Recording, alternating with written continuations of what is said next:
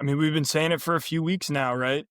If you haven't been tuned into baseball, now's the time to get into it. The World Series championship is right around the corner here. Our finalists, congratulations to the LA Dodgers. I feel like everyone knew that they were going to be in the World Series this year. And then the Seattle Mariners and the Blue Jays had an absolute banger of a 7-game series.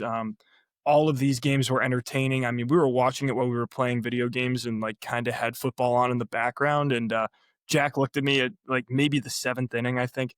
It was on. like it was the 7th inning. 7th inning, 2 on, George Springer up to bat. He's one of the all-time playoff hitters in MLB history. Gets up to the plate, and Jack goes, I think a really cool baseball moment is about to happen.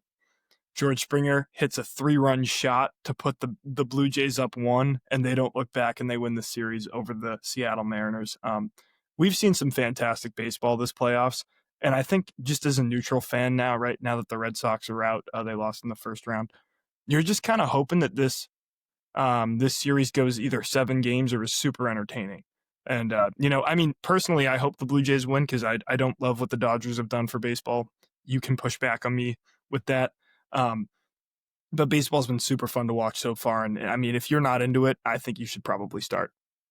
Yeah, no, for sure. And I think that we talk a lot about football. We talk a lot about basketball on this show. Mm-hmm. One thing that I feel like I don't really get enough credit for is I know a lot about the game of baseball, more so just like how the game works. Yep. And I am completely infatuated with like the little things of the game, like the defensive substitution. Eugenio Suarez got rung up on an inside curveball yesterday. Yeah, you hated that. Screaming on the microphone because I was so upset. Yeah, you hated that. So like, I love. Is it the right call? Yes, it's the right call. But like, this is why I don't want automated referees. Exactly. In the game don't even get me. We will have a conversation about that at one point. That is not today. I love baseball. I love the little things. I played it for 15 years growing up. This series was one of the best I have watched in a long time. Yeah. Baseball's been going through a lull lately. Some teams that people maybe don't love have been good at baseball. But over the last 2 or 3 years, we're finally getting back into the swing of great baseball moments are happening. It just kind of felt like something was going to happen yesterday. And then George Springer goes yard. And the Mariners had chances to come back and tie that game, and they just couldn't get it done because the Blue Jays were so lights out. Look, Mariners blew that series. Mm-hmm. Completely blew it. 100%. 100%. I mean, they went up 2 games to nothing at home, or in Toronto, which, I mean, Toronto was the best home team in baseball this year, right? Yeah. So to be able to get 2 home wins against Toronto and then go up 3-1 at your house, like, you had that series in complete control. Absolutely. 100% and it felt like they did. But the games that the bats came alive for the Blue Jays, the Mariners didn't have it. And I mean, they put up some poor hitting performances in games 6 and 7, So like, I think it kind of makes sense that, you saw this outcome, if I had to be 100% honest. Alex, you recording in the dark right now? Yeah, I know. I know what happened. My light just turned off. Hold on. While Alex figures that out, I'll just go on a little talk about baseball. Oh, there it is. Hello. We're back. I know that Alex said we won't get into it. I'm not going to push back that much on his statement about the Dodgers. Look, the Dodgers are doing a lot for the game of baseball right now. And although you might look at them... I want you to flesh that out. I actually do, because I think that from the casual fan, they look at this and they go, the Dodgers are ruining baseball. Why do you think that that's not true? Well, it's kind of a lot to unpack, right? Because at the time being, they are completely slanting the playing field in their direction, 100%. They're spending the most, which is within the legal parameters, and they just have the best team on the field because they generate the most money and then spend the most money. And if you don't have any kind of cap or tax like we see in the NBA, those teams are just going to be the best. Last year we had the Yankees and the Dodgers in the World Series. Those were the 2 highest payrolls. Yep. With the exception of the New York Mets, who seem to just be a disgusting dumpster fire of a franchise. Yeah. The Dodgers are doing what they're supposed to as a big franchise, right? So yes, in that sense, the Dodgers are completely slanting the playing field in their direction, which absolutely sucks to the fan. I don't disagree with that at all. Why I think they might actually turn baseball back into a more even playing field is now everyone's looking at the Dodgers like, we literally can't compete. It's bad for ratings, bad for the league. It might force them to put a rule in place that levels the playing field. That's Yeah. what we all want to see. So although it sucks right now, maybe this offseason, next offseason is going to be huge for figuring that stuff out. It feels like we might be on the brink of a lockout. And on the other side of that typically comes a more level playing field. And that's what we all want to see. So in the short term, it sucks and it's making baseball kind of like we already know what's going to happen. Why would we tune in? Right. But in the long term, it might be really good for the game. So that's where I was going with that. Yeah, that's fair. It's the anti-Moneyball tactic, right? It's the It's to go spend. But Alex, when you spend $800 million on the best player in baseball, and then in a clinching game to send you to the World Series, Shohei Ohtani in Game 4 of the NLCS had the best single game performance in MLB history. Okay. And it's not being talked about nearly enough. I know that people are getting sick of talking about him. They're getting sick of talking about the Dodgers. But if you love baseball and you see a guy come off an Tommy John surgery and pitch in the clinching game and have 10 strikeouts, no earned runs, and 2 hits through 6 innings, and then go and hit 3 home runs. Yep. One of which was 445 feet. One of which was 470 feet. He hit it out of Dodger Stadium twice. Yeah. Out of the entire stadium. It's incredible. It was the best single game performance we've ever seen in baseball. It's incredible. So, you do have to appreciate the baseball that you're watching as much as you hate seeing it. Yeah, that's fair. I think you're right. I think that there will be some sort of change that is made to the cap that you can spend in baseball. I mean, to be fair though, like these Dodgers guys, like the owners, the ownership group, whatever it is, they are expecting a return on investment for putting together like a $3 billion payroll. You know what I mean? So like you can't be making that much money. Like you are at a deficit every single year if you're a Dodgers owner. You know, right. You saw it in the NBA this year or 2 years ago with the Boston Celtics, right? They were like, we'll pay the luxury tax for a year and then we can't afford it anymore, right? So will that be a thing in baseball? Will we see that shift happen? It's a big question. Well, and the NBA has had huge disparity among their winners over the past 6 years. Which I think for the casual fan may not necessarily be a good thing, but for the fan of the game, like I think that's really interesting. Like you want parity across the league, in my opinion. So I don't know what we'll see with baseball, but and also if you do have a rule like that, Shohei Ohtani's contract won't even start to be paid until 8 years from now. Right. So as much as you hate seeing the Dodgers win now, they are going to be allocating their funds for Shohei Ohtani in 10 years. And then if hypothetically there is a rule like that, then Bobby Bonilla Day for the New York Mets, they still pay him $1 million every year. Exactly. Like he will still be on payroll and be affecting them in the future. So it sucks now, but they're doing what they should be doing as an MLB front office. Yeah, very fair. Very fair. Let's move into what we're excited to talk about. We're already obviously excited to talk about baseball anytime that we can, and we have a moment to, be like, okay, we can allocate some time to this. The NBA is back tonight, which is crazy to me because it feels like, in my opinion, for some reason, this is the least excited I've ever been for an NBA tip-off. Maybe it's because the Boston Celtics aren't going to be all that good this year. Maybe it's because I wasn't paying attention as much to the summer league as I normally do, to the preseason, like all these types of things. There were a lot of media narratives that I just didn't really see fleshed out. And like, it just kind of feels surprising, you know what I mean, that we're already here. I love basketball. I always have loved basketball. I'm going to love that the NBA is back in a week or two. I'm going to be super excited and into it. But like, I just feel super like, I don't know. I feel like it kind of snuck up on me. Maybe it's because we've had so much fun with football this year. But yeah, I think you're feeling the same way, no? Yeah, no, this morning I went to go look up when the tip-off was, and it's tonight. So I was like, let's go get an episode out. And I think you kind of felt the same way. I think it's a couple things, one of which is we know that this is going to be kind of a retooling year for the Celtics. Yep. Right. I don't think they're going to be bad, but like they're figuring out what their future is going to look like, which might not mean 60 wins this year. So as a basketball fan of our team, we're not as excited. We've also had a lot of football this year, and we've been really excited about talking about football and keeping up with it more than we ever have. So I think that has taken up a lot of our brain power. But we've got a pretty fun idea here for you guys.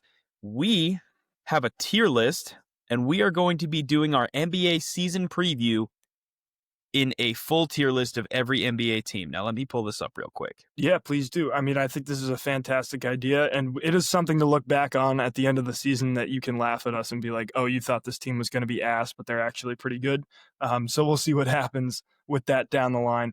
But that being said, yeah, I'm excited to get right into this. Here we go. Talk me through what we're looking at here. All right, so here's our tier list. Going from top to bottom, we have finals favorites, okay, contenders, Frisky, teams that might just be a little fun. Yep. Giannis wants out. Play-in Purgatory, Tankathon, and of course, at the bottom, the Washington Wizards tier. Okay. Alex, we're starting with the Milwaukee Bucks, and this one feels like a pretty easy answer to me. I don't know about you. It kind of feels like this team could slide into the Giannis wants out tier. I'm not sure if it really fits anywhere else, but that feels like the place that team should go. Yeah, I'm going to slide the Bucks into Giannis wants out. Okay. We have gotten used to the Bucks being one of those teams that we think of as finals favorites, or contenders, if not finals favorites. Yep. But over the last couple of years, they've had a hard time putting pieces around him that make him happy, and that has developed his game. But at this point, you look at that roster now, and you're pretty much like, all right, this is just Giannis, and he's made it pretty clear that he doesn't want to be there anymore. Yeah, I think you could also add on to the fact that they haven't made it out of the first round, and I think since 2021 when they won the title. 22, they played us in the ECF. It's been since then. So since then.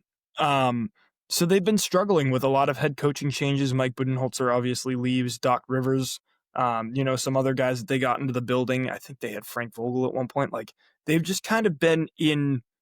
It's not quite the play-in purgatory that the Atlanta Hawks are in, which we'll talk about, I'm sure, at some point.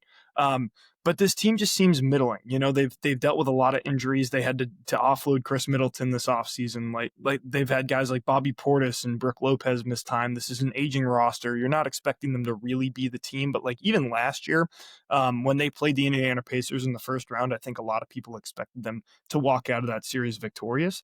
And then they get swept. Right. So you never really know what you're going to have with this Milwaukee Bucks team, because it feels like right now anything in the first round of the playoffs is going to send them home, despite the fact that they have such a game ending player, a top 3 player in the league. Absolutely. And they've also moved on from that core group of guys that they had. Drew Holiday is gone. Chris Middleton is gone. Brook Lopez is gone. Yeah. So you added Miles Turner. Pat Connaughton is gone. Oh, that's going to change things. You added Miles Turner, who is a very dependable center in this league. Agreed. Obviously. I'm shocked he left Indiana. Indiana wasn't going to pay him. They're also in a retooling year. Yeah. But at the same time, he's not the guy that's going to move the needle for you. He plays a very specific role on a team, and he's very good at it. Mm-hmm. But he's not really the presence that you needed to go as an accompanying piece to Giannis. So, yes, we have them in Giannis wants out. This was obviously a tier that we made just to make fun of the Bucks because I don't like them as a team, and I know that you don't either. But yeah, I just don't think that they're going to be very good this year. Now, moving on to the Brooklyn Nets. Yes. I've got a shocking place where I think this should go. I think they should be the first team in the Washington Wizards tier. They are going to be so bad. They're going to be so bad. They're going to be really bad. I agree. They will be at the bottom of the Eastern Conference this year. That being said, I think I'm going to watch some games. They're going to have 2 of the biggest low-efficiency shot chuckers in the entire league on their team, in Cam Thomas and Michael Porter Jr. I don't hate their rookie class. I really didn't like their rookie class coming out of the draft. I thought Igor Demon went too high. I thought Danny Wolf is probably not going to translate for a few years. Drake Powell, I didn't love at UNC. They have a lot of guys on this roster that I feel like need to prove something this year. And the more that I look at it, the more I'm like, wow, this team is going to be awful. So I think that they could slide right into the Washington Wizards category. Yeah, I agree. And you made a good point, right? If you love these guys that you watched play in college in the tournament and you were like, that guy's probably not going to be good in the NBA, you're going to love Brooklyn Nets basketball. You're forgetting they have Drew Timme on their roster too. No, he got cut. He got released. They released him, which is too bad because I was excited to watch him play. He will be I thought he was going to get minutes in the NBA. Yeah, I know. I did too. That's a shame. All right, let's move on to our first team that we're going to have good things to say about, which is a bit painful as a Celtics fan. Yep. I think the New York Knicks are a very, very talented roster this year. Obviously, Hmm. they went to the Eastern Conference Finals last year, Yep. and then they added a very dependable backup point guard in Jordan Clarkson, who can come and actually like run the second unit and has proven that he can do so. They I think the New York Knicks might be finals favorites to come out of the East.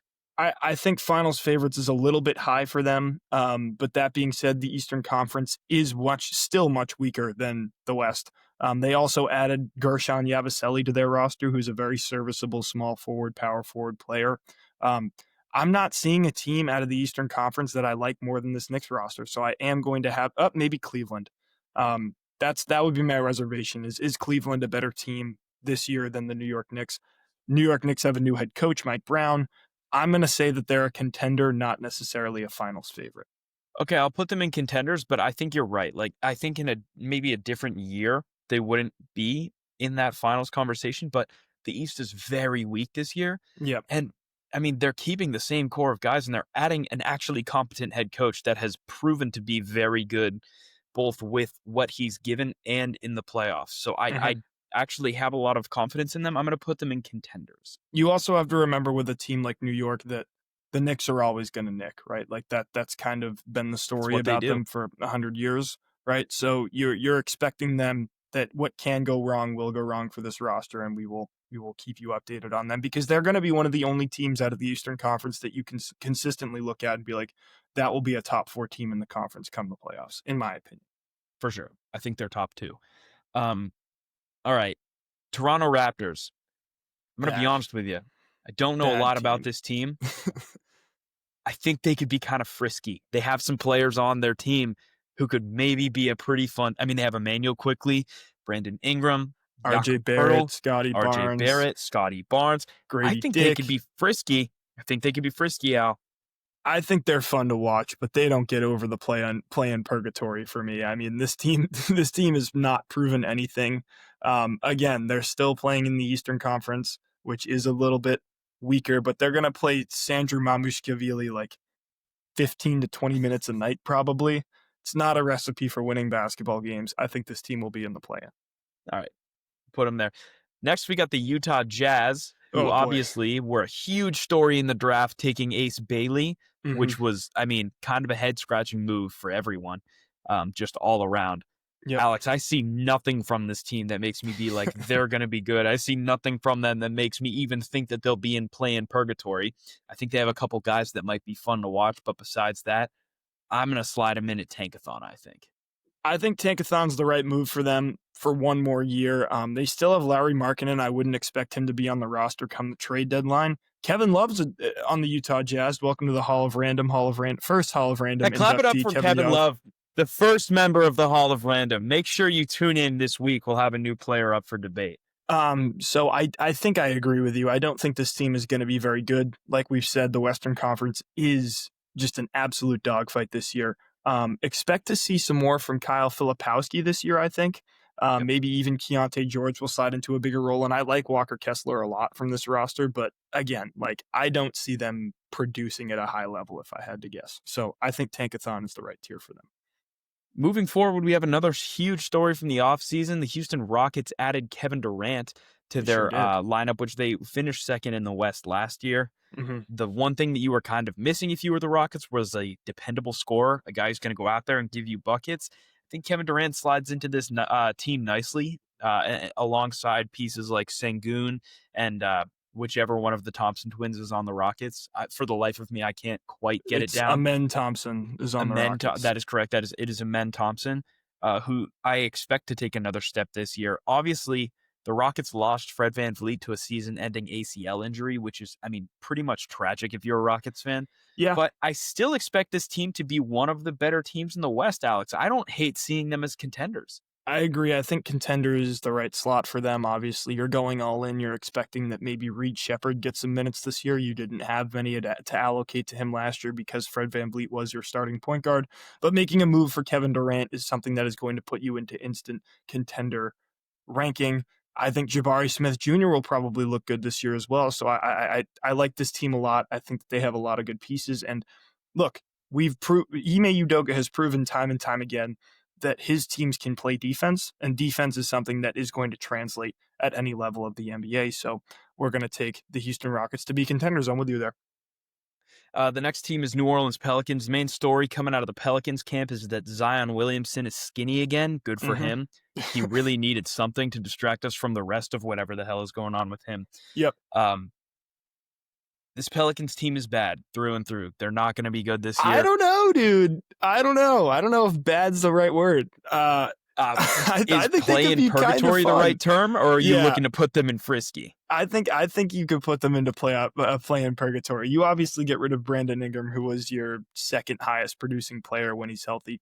The big question with this team is, will Zion be healthy? Which you're never really going to get a straight answer to. I think the answer is that if DeJounte Murray comes back from his injury well, they still have Trey Murphy, they still have Herb Jones, they still have Jose Alvarado, they still have Yves Missi, who looked good this year. Derek Queen's going to be coming off the bench for this team. I kind of like this Pelicans team. And as I learned team. Last night, Jordan Poole is also on the Pelicans now. Yes, which I didn't know either, which is super funny. But I kind of like this Pelicans team to be a play-in Purgatory type of team. Yeah, I don't think they're low enough to be in the Tankathon, to be honest. I kind of like putting them in Frisky. I think they could be a team that, and I think the definition of Frisky, just to make this clear, is these teams aren't going to be good. They're around the same skill level as play-in Purgatory, but they have the potential to go out and like beat a random team in a game that might mean something. And they have fun players that like if you scroll past the game on your YouTube TV, you're like, I might go watch Jordan Poole play. I might go watch Derek Queen play for a little bit. I think they're our first team that fits into Frisky. All right. I like it. I'm with you. We're riding high on the Pelicans this year, which could blow up in your face depending on how healthy they are. But I like it. I like it. I'm excited to see how they do. Oh, this is a big team coming up next. Alex, talk to me about the Los Angeles Lakers. They have to be contenders just because of what this roster construction is. LeBron's going to miss the first month of the season, it sounds like. But, like, listen to the guys on this team. They got Luka. Obviously, you're expecting him to be really good for them. They signed DeAndre Ayton, who isn't great, but isn't bad at center. I mean, he just can't play defense. They have the White Boys and Austin Reeves, Jake LaRavia, Dalton Connect. Like, this team could be really good, or they could be fine. Like, I don't see them being poor. I think they'll be anywhere from that maybe 4 to 8 range in the Western Conference because, like we've said before, it is kind of a dogfight. They signed Marcus Smart, which is an interesting move for them as well this offseason, which I don't hate. I'm going to put this team into Frisky if I had to guess. I don't necessarily think that they're in the range of contender, but I think they could have some fun games. I agree. I don't think they're on the same level as the Knicks or the Rockets, but I do think that they're on that upper level of Frisky. Okay. When I was deciding what tiers to make, and I decided on play-in Purgatory, it was because I wanted a place for the Chicago Bulls to land on this list. Yep. When you think of the play-in, you think of the Chicago Bulls. I'm going to just put them there right now. Yeah, we don't have to talk about that one anymore. Yeah. They will be in the plan. They're going to be in the play-in, and they're going to be the 10th seed. That being said, I like the fact that they don't have like Zach LaVine and DeMar DeRozan on their roster anymore. Just get Nikola Vucevic off there, and they've done away with that era of basketball in Chicago. But yeah, Alex, how many weeks before we're asking when Billy Donovan's going to be fired? I've been saying it for 2 years, so he must have something on the Bulls ownership or whatever. But yeah, I don't know when that's going to happen.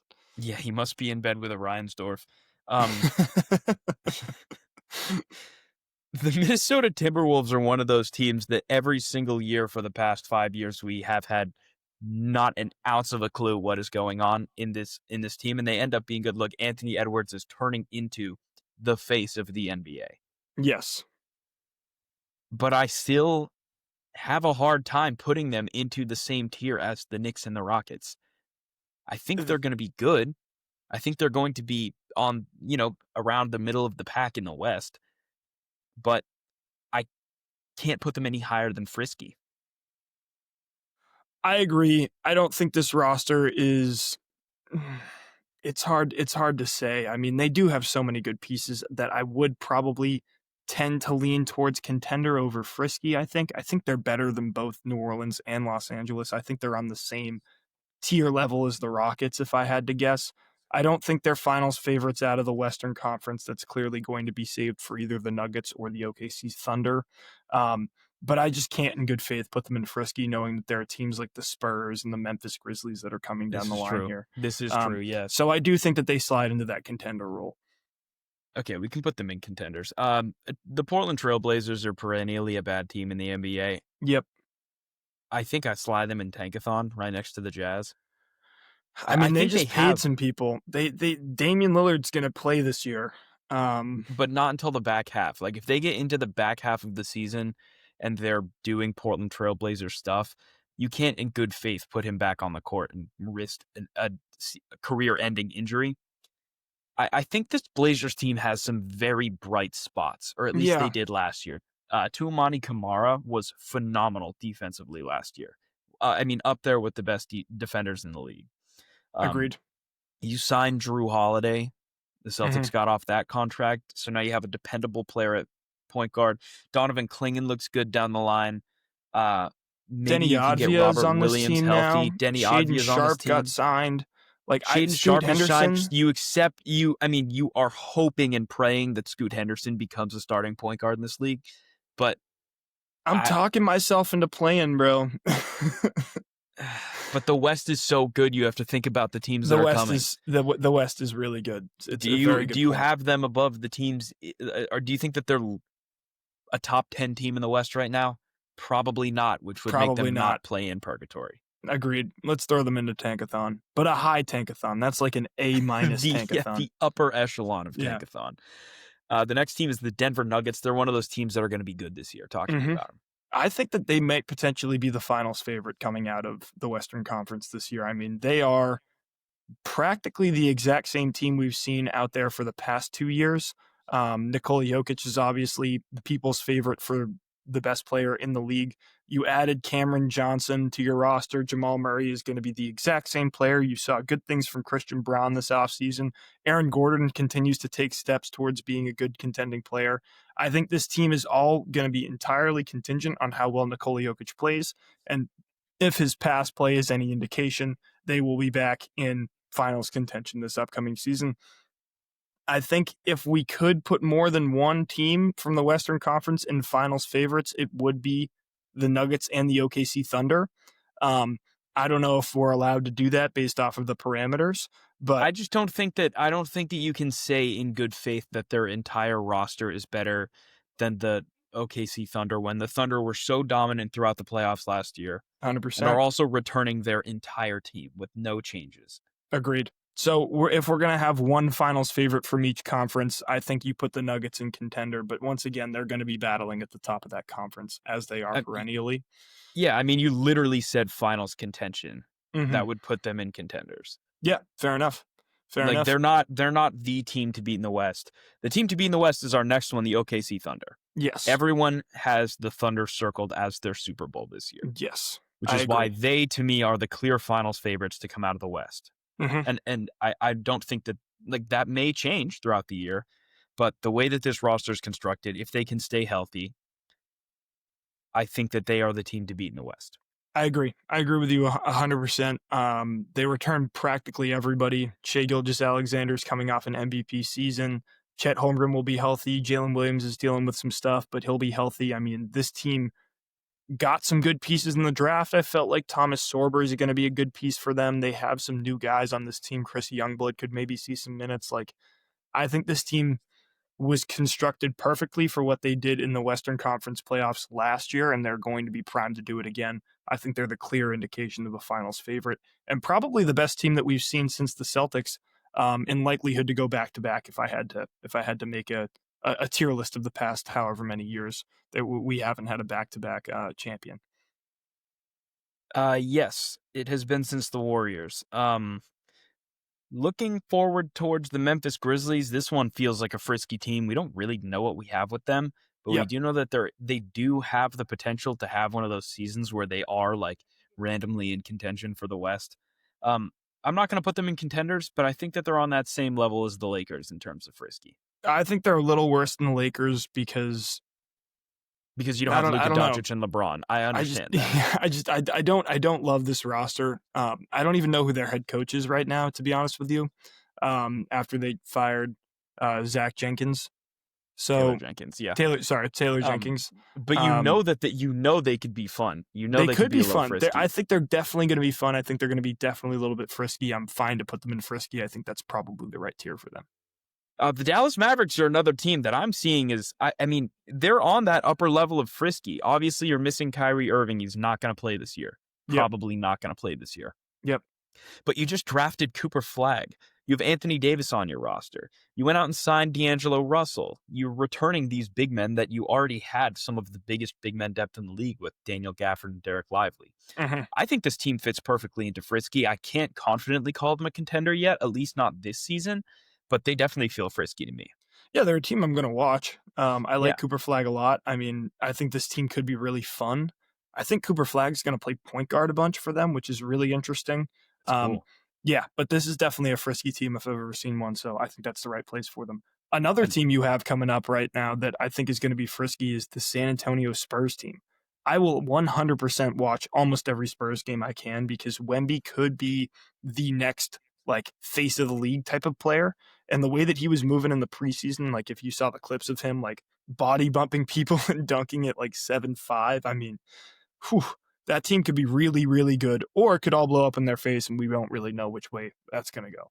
I don't know. I think they drafted really well. They have Carter Bryant, who they got from Arizona. They have Dylan Harper, defender. who they took second overall. Yep.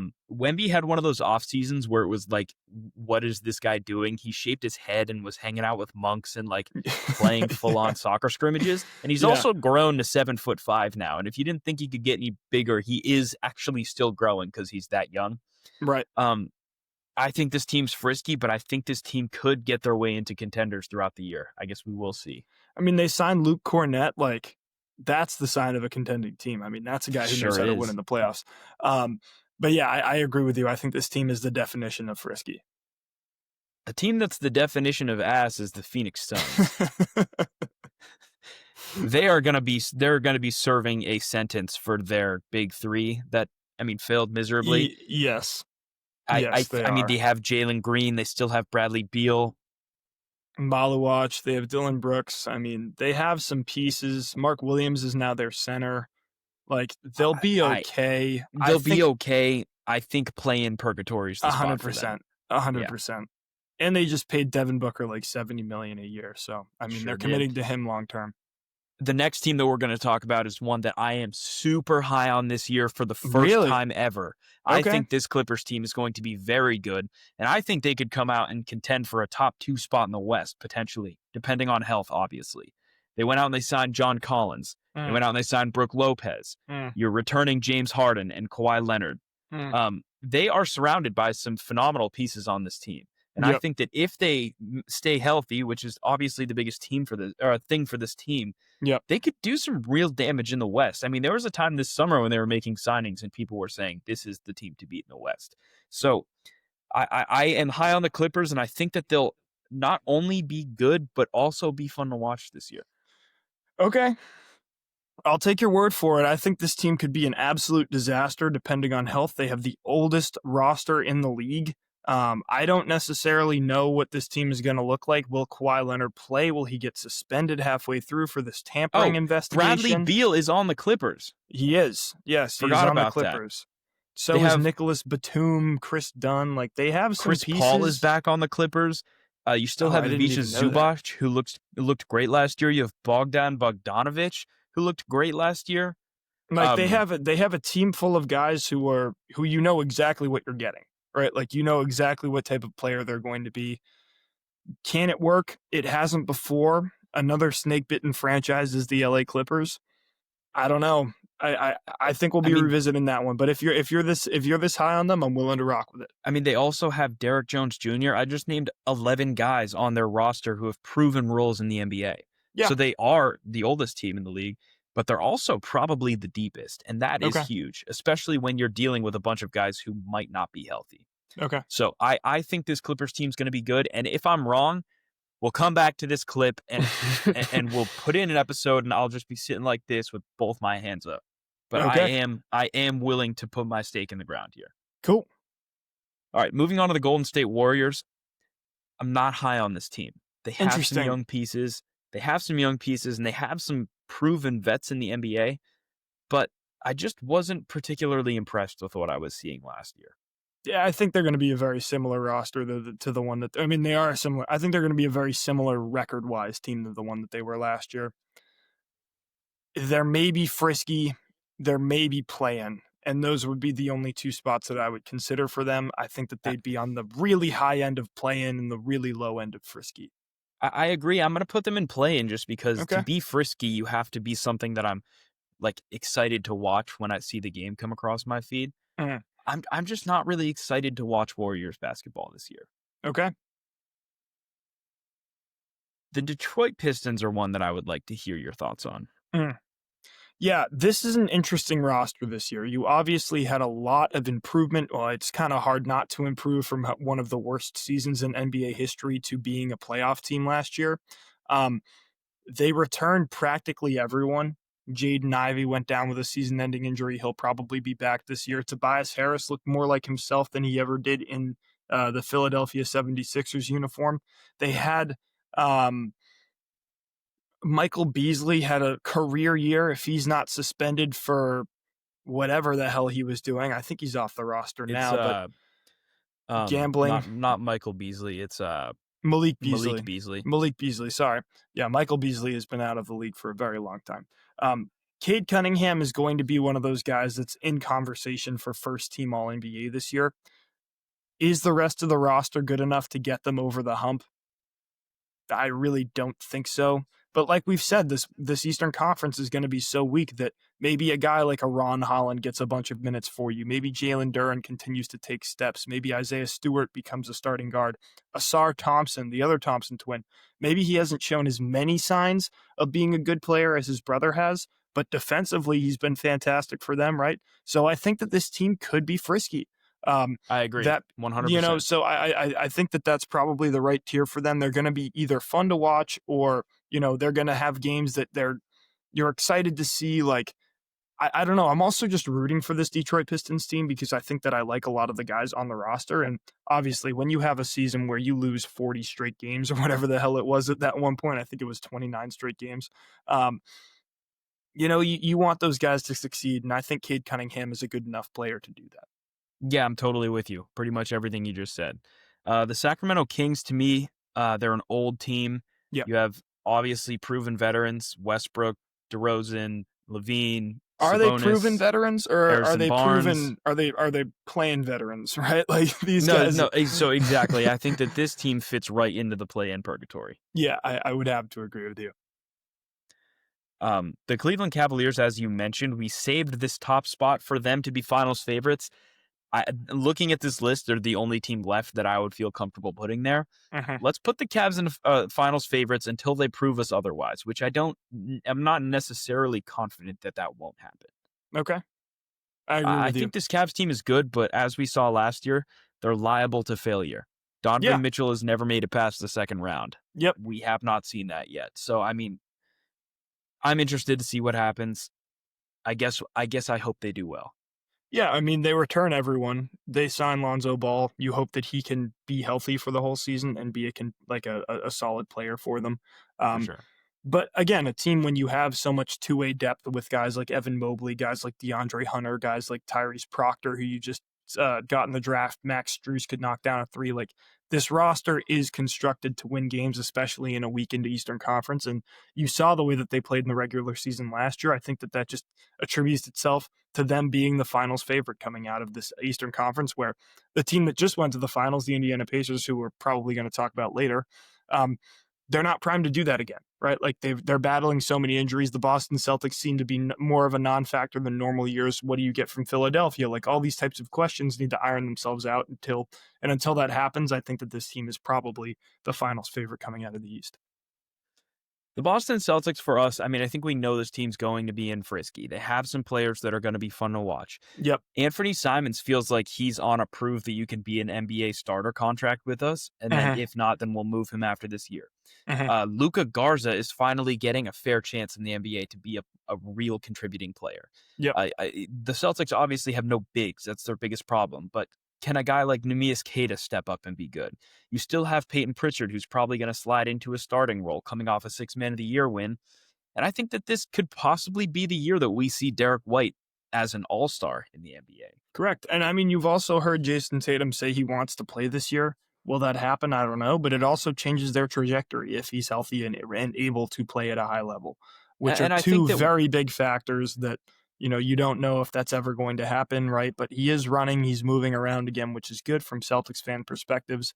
I agree with you. I think this team is frisky this year. yeah, they're frisky for sure, and Jason Tatum's recovery is going much faster than people would think. But I think that whether or not you rush him back this year depends on what you get out of your bigs. I think the Mm. Celtics team will be hovering around that 4 and 5 spot in the Mhm. East. But if you don't have any confidence that you can make a serious playoff run, then I wouldn't really rush him back this season. I would wait Agreed. until you test free agency, maybe test the trade deadline, see what you can get. But until then, I think this team sticks in Frisky. And I hope to see Jaylen Brown take a step and maybe become more of a fan favorite in Boston because I feel like he gets kind of a bad rep sometimes. Okay. I think looking at our list right now and looking at who's coming, this Philadelphia 76ers team has to go into the contenders tier, but I Yeah. don't want to put them there because I hate the Sixers, and I do truly hate them. And I also just am not that confident in their roster either being healthy or being that good when they're healthy. But Yeah. I think you have to put them in that conversation based on the names that you see. I agree. I think Joel Embiid playing more than 50 games in a season, while unlikely, takes you from being a good team to a great team. Um, you never know what you're going to get with this roster, what that's going to look like health-wise. They are aging a little bit. Jared McCain is going to miss more time this year. What do you have from this roster? I don't know yet, but I agree. Like, if we're talking about this Eastern Conference as being as weak as it is, the Philadelphia 76ers roster construction and the head coaching of Nick Nurse should get them to a 3 or 4 seed, in my opinion. Should we put the Charlotte Hornets in Tankathon or Washington Wizards? I That's the think question. Tankathon is the right spot for them. They have some players that could they make have them some actually players. a pretty. They could be a pretty frisky team, but I'm No. not confident enough to put them there. You have Brandon Miller coming back. Hopefully, Lonzo Ball can stay healthy. Miles Bridges can spend some time on the court, but besides Con that, there's no Knipple. one that. Yeah, I mean, you drafted Con Knipple. He's going into a really kind of poor setting for a guy like him. It reminds me a lot of Luke Kennard in his setting. Okay. I think Tankathon's the right spot for the Hornets. And it feels like if we had play in Purgatory and then Tankathon Purgatory, the Hornets would be in Tankathon Purgatory. They can't get out of it. Orlando's an interesting one, just top to bottom. I mean, this roster wait. We're not even there. Oh, we're not even there yet. Oh, we yeah, just slide that right in there. We don't got to talk about Washington. Yeah, we'll put the Wizards in the Wizards tier. We were talking about the Capital One Arena the other day, and Jack was like, should I just go outside and start quizzing people outside the Capital One Arena of like who the starting 5 of the Washington Wizards is? I bet they don't even know they play basketball games in there. Like, I mean, it's just it's pretty much a concert arena time. here. I live in the city, and I have not seen anyone wear Wizards gear all year. Maybe for the past 365 days, and I've been to a Wizards game. It's impressive. I want them to be good so badly, but I've accepted that they won't be as long as I'm living here. Yeah. Let's talk about Orlando, because this team is very interesting as well. I think that they're probably on the higher side of Frisky, if I had to guess. They have Paolo Banchero, Franz Wagner. They have some guys on this team that have been okay. What do you expect them to do in the playoffs is a big question. You signed Desmond Bane, or you trade for Desmond Bane. Yeah, I don't know. I don't know about this team. Like, I mean, I think that they've consistently overperformed their expectations, and I don't necessarily know if they're going to be a team that's going to be able to take the next step. Are they better than the Boston Celtics this year? That's kind of my question, like for a benchmark. I think it's a good question, too. I think adding Desmond Bain was huge for this team, and getting rid Okay. of Kentavious Caldwell-Pope was also huge for this team. Okay. They're going to have more of a shooting presence. It gives you someone else to work off of. I think if Jalen Suggs remains healthy, the answer is yes. This team is better than the Celtics are. I think in order to consider someone a contender, they have to be a pretty much top 4 candidate. And I think that the Orlando Magic, on paper this season, are a top 4 team in the Eastern Conference. I'm going to put them in contenders, but on All the right. lower side. Definitely the lowest team in here, in my opinion. Okay. But I Okay. think that they do actually have the potential to be a good basketball team this year. All right. I don't necessarily disagree. I think that you have a good, um, yeah, I think that was a good synopsis of them. Miami to me is a team that's Huh? probably going into the Huh? play-in. Yeah. What do you think? Huh? Um, It's it's play-in purgatory. yeah, They're gonna be yeah, they're gonna be hovering around the play-in if they even get there. The team's not good. It's the same team more or less that it has been for years, hmm except you added Norman Powell, which hmm doesn't really move the needle. This team to me feels like their ceiling is the play-in and their floor is Tankathon. agreed, Their agreed. I could ceiling might see, be Giannis wants out, actually. I could see them trading a guy like a Tyler Hero or a Bam Adebayo during some point at this season. Um, they do have Eric Spoelstra as their head coach, right? So that is something you have to take into account when it comes to this team overall. Is that they do have one of the best head coaches in the NBA. What that's going to look like, I don't know. I don't I know. think that's true, but we also we witnessed an era post Big Three where Eric Spoelstra was the head coach, but the best 3 players on the Miami Heat were Goran Dragic, Kelly Olynyk, and Tyler Johnson, right? So we don't Yeah, yes, he's a good coach, but he also needs pieces in order to show his full potential as a coach, which I think is fair.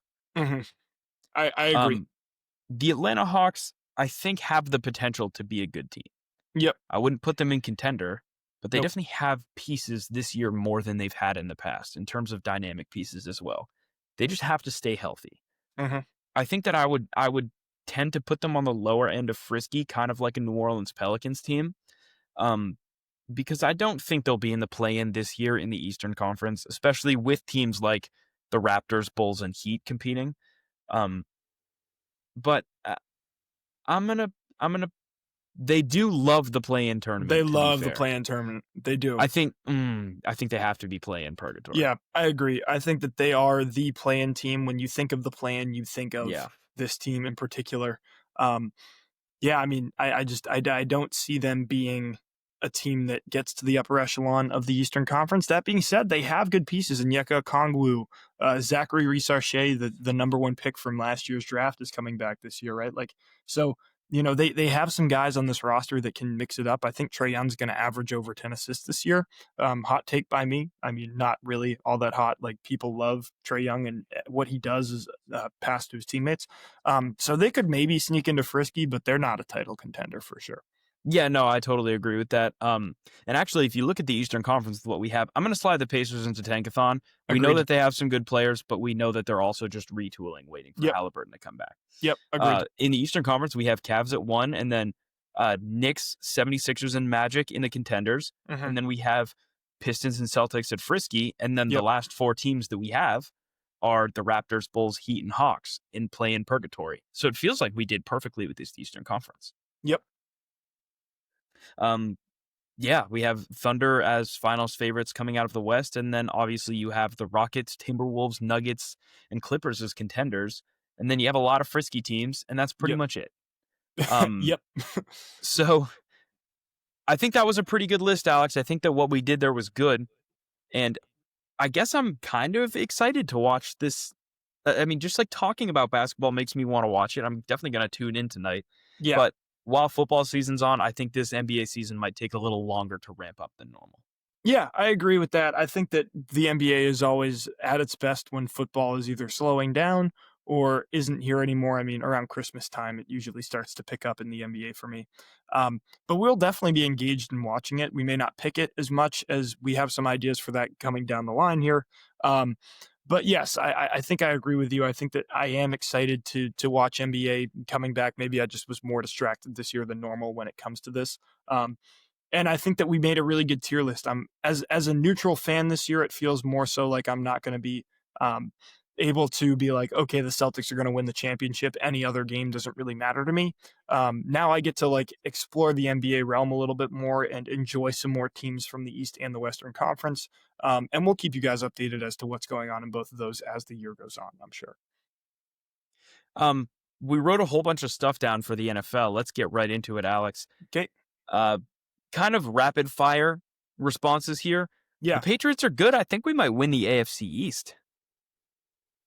With the schedule that we have, it's not like a crazy statement to say. I mean, we play the Browns this upcoming week. We're going to need a win there. They just came off a pretty big win against the Miami Dolphins where Quinshon Judkins had 3 touchdowns rushing. I mean, he seems to be the only bright spot outside of this defense for that team.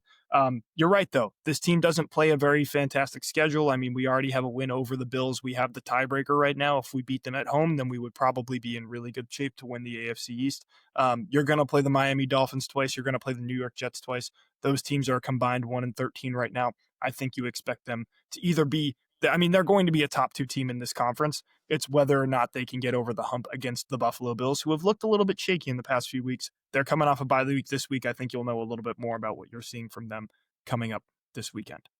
Yeah, for sure. But Drake made this weekend set a Patriots record with completion percentage in a game. He went 21 for 23, which is like 91.5% completion percentage, which is absolutely incredible. Very impressive. Very impressive. Set a record he set a franchise record in a Tom Brady team. Yeah, I think right now it's not even a question to say that Drake May has been the best performing quarterback out of his class. For sure. This in his second season. The conversation was basically between him and Jaden Daniels, and it just doesn't seem like Jaden Daniels has the stats to back it up right now. So the more that we talked about Drake May being a quarterback in that game segment that we did a few weeks ago, the better that's aging right now. And we'll hope that continues to be the case because he seems to have a really good relationship with Kayshon Boutte, Demario Douglas, these guys who exactly the ball to.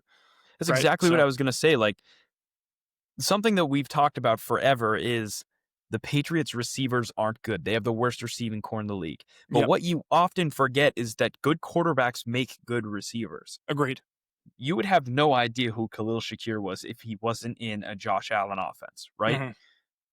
Guys like that. And like Kayshon Boutte has become a legitimate receiver in the NFL. Yeah. And he's a guy that I have a ton of confidence in when the ball gets thrown to him.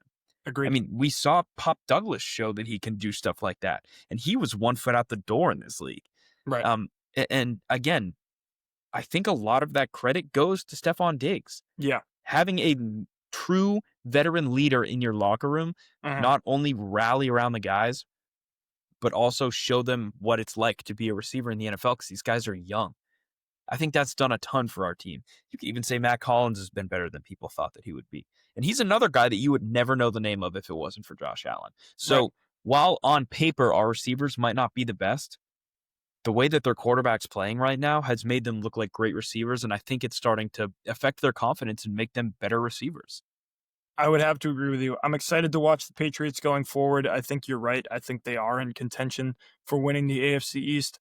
But like we said before, the biggest test is going to be that Buffalo Bills game at home whenever that comes up. So, we are friends with this account on Instagram who, I mean, you should go follow, especially if you're a New York sports fan. Yep. They make great content. At Big Apple Banter on Instagram. Yep. They truly do make good content. It's fun to watch what they do. I feel so bad for them. They have to cover New York sports. And it's not because they want to. It's because they just deeply care so much about New York sports. Yep. And the amount of quality they put into their efforts on a game where they have to cover their favorite team blowing a 19-point lead in the fourth quarter in a timely enough fashion so that you get it out on the same day is truly impressive because the Giants blew it in comical fashion. They on sure Sunday. did. Yep. They were, truly blew the game. It was horrible. And I didn't even watch, so I can't even speak about this game. I was in a meeting during this game. But Alex, please just tell me what happened because I have no idea how the Broncos keep getting away with this black magic shit. I don't know what happened. There was bad play calling because I was watching Red Zone So you get a little bit of it, right? Like you don't get the whole feel of the game. There were a few bad plays. They went 3 and out. Jackson Dart threw a bad pick. Um, they scored 33 points in a quarter, Jack. 33 points in a quarter. That is so many points. They were down 19-0 going into the fourth. And this defense just fell apart, it seemed like. I don't know exactly, like, yeah, dude. The offense still scored 13 points in the fourth quarter. That should have been enough for them to get through. Jackson Dart had 3 touchdowns and 280 passing yards, and somehow this team comes out with a victory against all odds. Like, there was no reason they should have been in this game. It's incredible. It is the biggest fall apart of the NFL in something like 1,602 games. I want to say this is the biggest come from behind deficit in the fourth quarter. So they scored a touchdown, they get a 2-point conversion, and then the Giants score again, and you're like, okay, this game is on ice. They're going to be fine. And then Bo Nix scrambles and scores another touchdown, and you're like, oh, it's a 2-score game here, right? They go 3 and out, come back, they score again. And you're like, oh my goodness, are the Jets going to jet here? Or are the Giants going to giant? We haven't even talked about the Jets, who are also awful. And then you have the Jackson Dart interception to ice the game, basically. And Will Lutz hits a field goal. Like the Giants kicker also missed 2 PATs that would have at least tied the game. Correct. And so the Broncos went up. They went up 26-30. They were up 30-26 on the Giants in this game. And then the Giants scored another touchdown with 37 seconds left on the clock, and they couldn't get a stop against this Broncos team. It is some satanic stuff, some black magic stuff from Bo Nix and company, from Sean Payton and company, but I agree with you. I think that there needs to be calls from this team to fire Brian Daboll as soon as possible. I don't care how good this team has looked so far. He needs to be out of the office if you are a New York Giants fan. The only positive takeaway you have from this game is that Jackson Dart is legit. He has proven right now that he is going to be a very good quarterback in this league from what we've seen so far. And everything else is just like how did you let this one slip away? Yeah, I mean, that's the perfect way to say it, though, right? Like, I just sit here in silence. I have no idea how that happened. I got out of my meeting and I looked at it, and you could tell going down the stretch that Scott Hansen was doing that thing where he, like, all the other games aren't great, so he has to, like, kind of make you feel like there might be a chance here. He was like, oh, and the Broncos just aren't out of it yet when they scored their first touchdown. But even he didn't believe. And then, like, slowly, he was like, oh my God, this is going to happen, as were the rest of us. Let's talk about the best game that happened in the NFL this week. It came on last Thursday.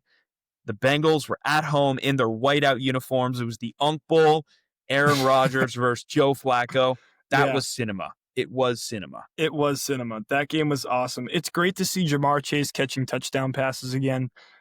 He had 18 targets, Alex. Yeah, 16 receptions for 160 yards and a touchdown. T. Higgins had something crazy like that too. So, like, they were producing on all levels right now. This is exactly what we talked about. We said it, Bengals fans. You knew it was coming. Joe Flacco is a guy who is either going to have awful games or fantastic games. There's no in between. And when he is clicking to his receivers, which when he played his first game, you saw a little bit of a show of that after 1 week of knowing the playbook. Nowadays, you're like, can this Bengals team be a contender in this conference? They just beat the Steelers, a team where Mike Tomlin came out and was basically like, I don't know why the Browns are trading a good quarterback to a division rival. I can see why he's upset about that, because they just lost to the Cincinnati Bengals, who now have a solid chance of making a playoff push in this weekend division. Oh, totally, and it's because of this game. And it's not like the Steelers didn't do everything in their power to win the game. Aaron Rodgers threw a 75-yard touchdown with a minute and a half left in the game. Yep. But then the Bengals just came down and scored and kicked a field goal. And it was just, there's something special about a pocket passer. There's something even more special about play action offense. And we saw a lot of that. And what's great is that they're going to meet again. It's going to be in Pittsburgh. It's going to be a great game. So we have at least one more of these, God forbid an injury happens throughout this year. And I will be looking forward to that. Agreed. I think we knew it was coming. the Chiefs are going to win the AFC West. Yeah. Yeah, it was inevitable. It was just a matter of time until they figured it out. We said that we knew the Chargers were going to charge her. They were going to cough up the lead that they had in the division. They've already done that quicker than I thought they would. This Raiders team is an absolute dumpster fire. They pulled their starters in the third quarter. The Kansas City Chiefs did. Yeah, I mean, this division isn't great, right? They have the Broncos, who maybe will make a push towards it. I think that the LA Chargers are a team that's going to fall off to around 500.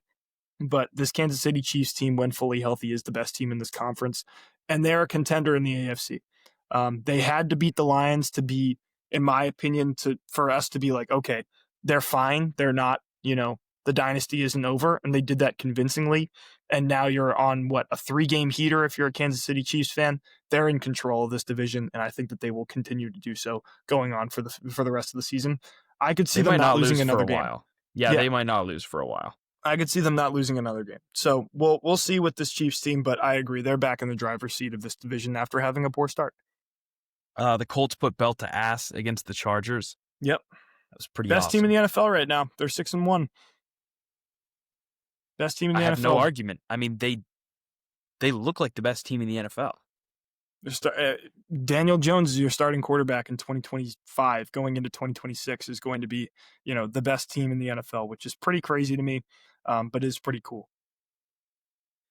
I have nothing to say besides I'm excited to watch this team play. Yeah. Also, I think it's pretty cool how Alec Pierce only catches footballs if they're 75 yards downfield. I've never seen him catch a pass for less than 60 yards. I mean, Jonathan Taylor's turning the clock back. He's been a top 5, top 2 NFL running back this year. He's been number 1. It's him and McCaffrey. Those are the two. He's been great. So he has as many 3-touchdown games as the rest of the league combined this year. It's pretty cool. Pretty cool. So this team is clicking, which is awesome. They're good. I like the Indianapolis Colts, to be honest with you. I'm glad that they're doing well, and I think they're a team that we can root for. Like, correct. Completely unabashed. Like, we just enjoy watching this team. Yeah. The next one, the Cowboys played the Commanders this week, and the Cowboys offense looked good. It was the freest +1.5 I've ever had to put on my picks. Mm-hmm. They won by 22 points. Are the Commanders more or less disappointing than you thought they would be this year? I think they're more disappointing than I thought they would be from a defensive perspective. They are Swiss cheese right now. They can't get a stop. That being said, the Cowboys offense is really good. When they're fully healthy with CeeDee Lamb and George Pickens, who's having a resurgence, I feel like, in Dallas right now. He's played really good football so far. Yeah, we talked about that last week, about them having all their pieces back, and they definitely did not disappoint this week. So I think that there is an interesting point to be made about how well Dallas has looked, despite the fact that they lost Micah Parsons and you were expecting their defense to be bad. But yeah, something is wrong in Washington right now. They're just not looking like the same team that they were last year at the same time. Maybe that's Jaden Daniels having a little bit of a sophomore slump. We noted that he's missed some time so far this season anyways. But yeah, I don't know. This is a team to watch, I think, because this conference is a little bit closer. The NFC North, or the NFC East. I think this conference is a little bit more of a dogfight than I was anticipating, right? With the Eagles, we were expecting them to go out and stomp every team they played, and that just hasn't really been the case so far. So I think that if this Commies team wants to get to the playoffs, they're going to have to beat division opponents like we've seen, and they just have not been able to do that this year. You live in Washington, D.C. I'd love to get your thoughts on the Commies before we move on.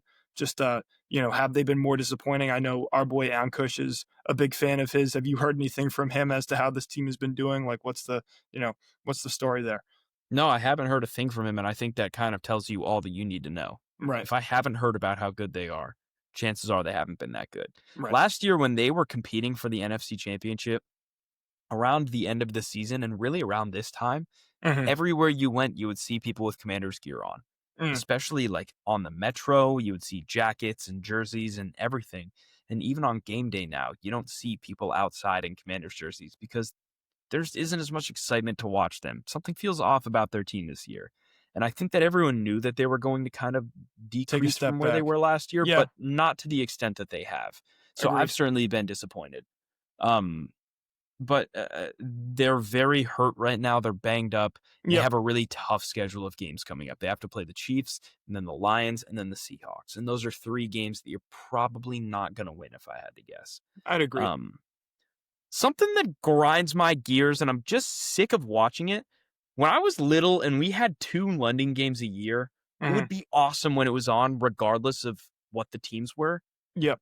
Now the NFL has like one every week. And at this point, you have to do one of 2 things.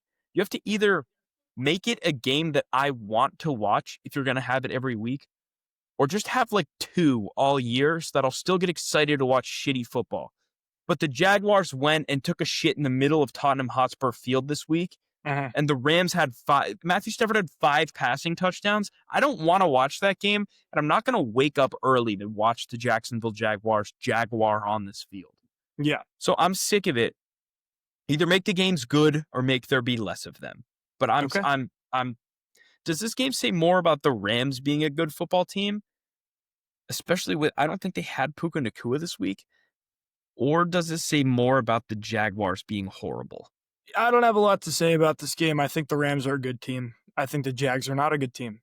So I both. think It that, could be yeah, both. I think it's both. I think that this Rams team is a contender in the NFC right now, and I think that the Jags are a team that I'm expecting to not really be in contention this year. They had a really weak schedule to start. They haven't played very many convincing games aside from maybe that Chiefs win. I was expecting them to go in and lose in the fashion that they lost in, probably not, but I still don't really see it with this Jacksonville Jaguars team. Yeah, I don't either. And I think that they are pretty close to not competing for a playoff spot anymore after they started the season 5-1, I believe. 4-2, I Four think. and two. Um, you wrote this one down. Baker Mayfield may have blown his MVP consideration last Yep. night. What do you think about that?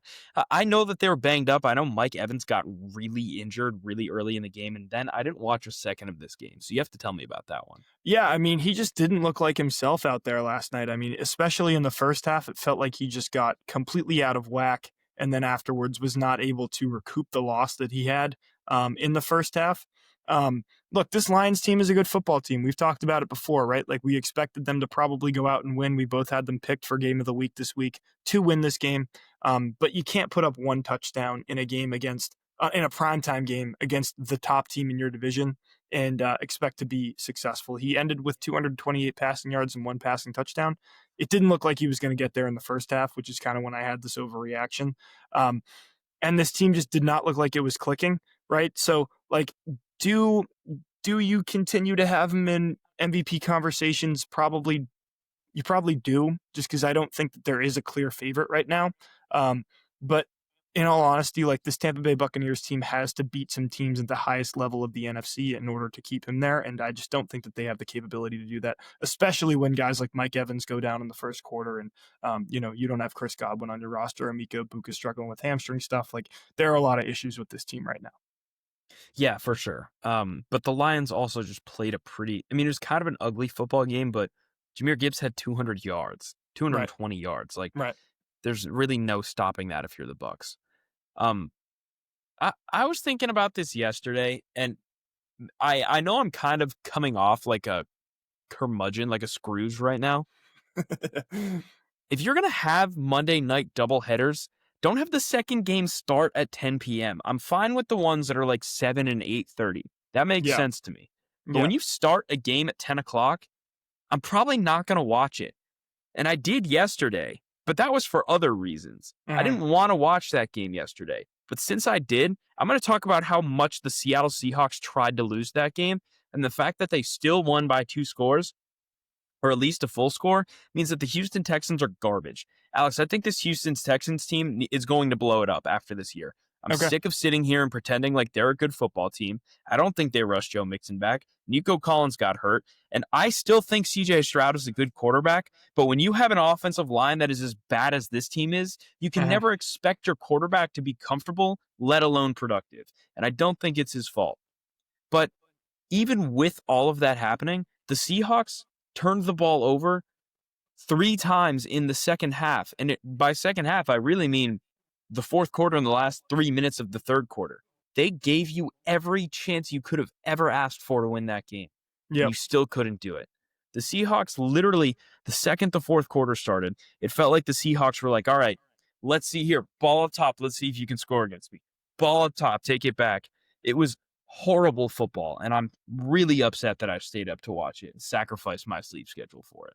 Yeah, I didn't watch this game, so I'm sorry about that. But I agree with you. I don't really love the NFL the doubleheader. I don't really love it. I like to be able to divert my attention to one game instead of having to focus on two at the same time. And I think the 10 o'clock starts are just a little bit too late for me to really care about what's going on in football. This episode's getting a little bit long on us, so we're going to fly through some picks here. Last week we were great. I was 5-0. Jack was 4-1. I take the lead right now. I think I'm up 19-18 by 1 this week. So this week means a lot to us. In the picking realm, I mean, we're going to try and continue to be as hot as we have been so far. Since I won last week, I maintain that I get to pick I just first. want to be the guy to say congratulations on a 5-0 week. Congratulations. Thank you. Took the lead. After 7 weeks, you have your first lead, and we still have a game.